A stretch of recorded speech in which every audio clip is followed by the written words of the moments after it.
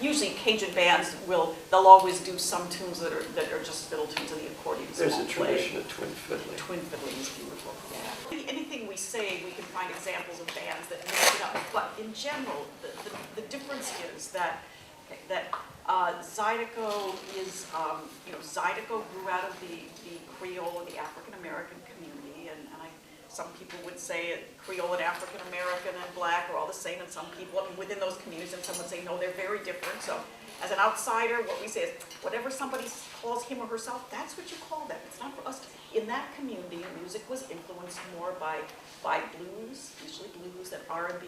Clifton Chenier, the king of Zydeco, played a piano accordion. Well, that's some of the bluesiest, real hard rock and R&B music around. It's more heavily amplified. It's got a very powerful rhythm.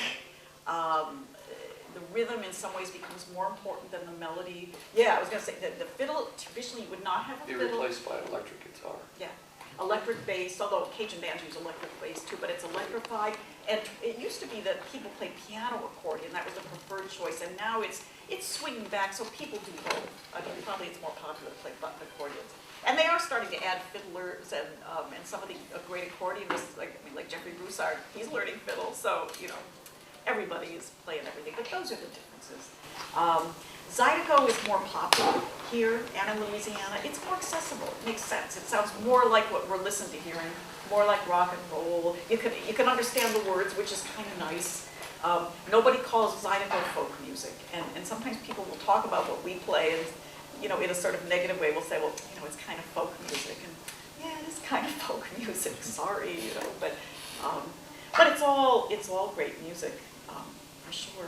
The other thing that I wanted to say that I think for me, and I think for a lot of people is a part of a journey like this, is that it's wonderful to discover another tradition. Well, for me, it led me to music, and led me back to writing, actually. That was the other thing. I'd taken about a 30-year break from writing. I used to write poetry in high school and went on to other things. And then I wrote this book, and I'm working on another book, and that has been a great thing, too, for me. But you embrace someone else's culture like it's your own sometimes, and people become fanatics about Cajun music.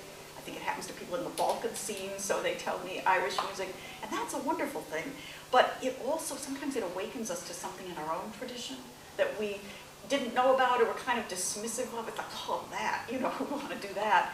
And there's a famous story about a man named Henry Sapoznik, who was a young Jewish man from New York in love with traditional Appalachian music, and was, learning at the feet of a great fiddler named Tommy Jarrell, who looked at him at one point and said to him, "Ain't your people got no music of their own?"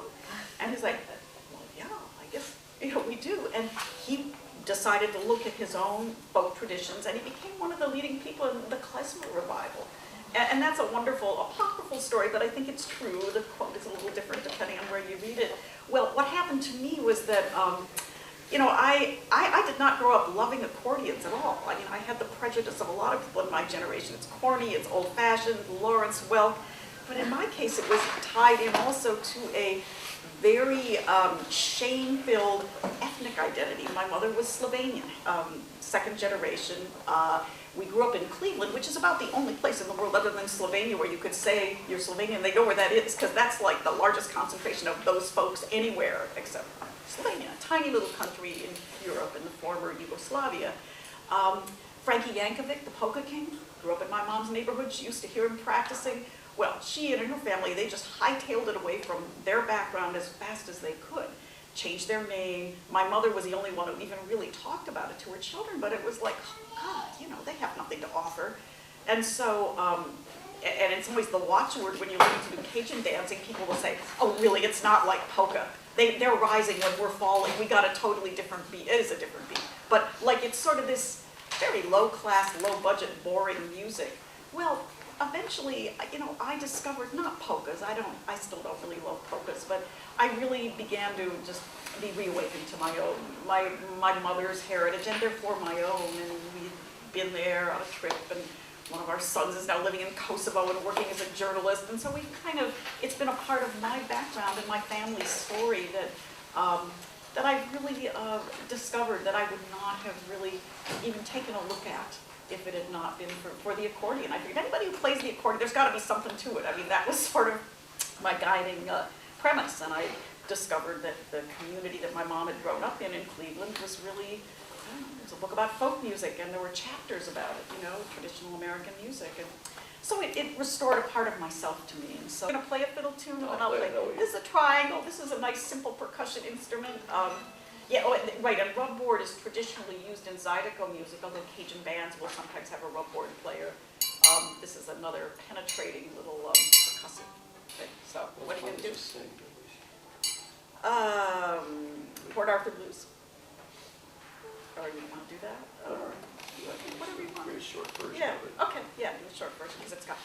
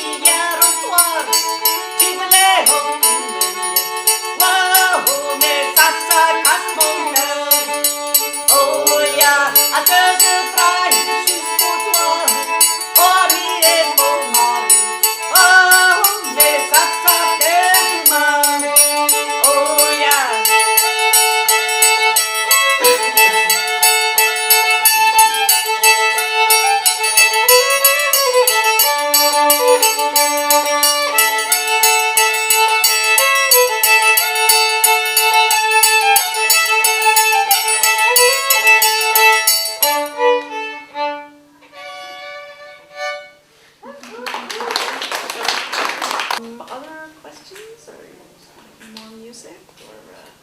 Is there like a weekly Cajun Creole music event or some kind of like epicenter of that culture that's that I could go to and fit within my schedule? Yeah, to listen to the music? Yeah, to listen to the music. Oh, absolutely. You came in a little later. I think there are schedules up there, and if I run out of them, they're on the internet.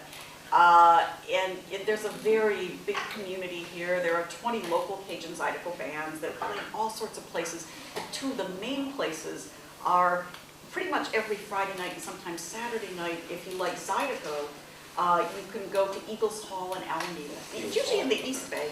And they have both local bands as well as touring Zydeco bands. And there's always a dance lesson. And actually, Dana Decimo, who kind of runs that whole thing, he's actually, isn't he doing the... He's doing a workshop, a dance workshop at 2. That's right, yeah, which it means people either have to go to the dance workshop or they can come to our jam session. But you could, even if you aren't around then, you could stop by, but I'm sure he has flyers and...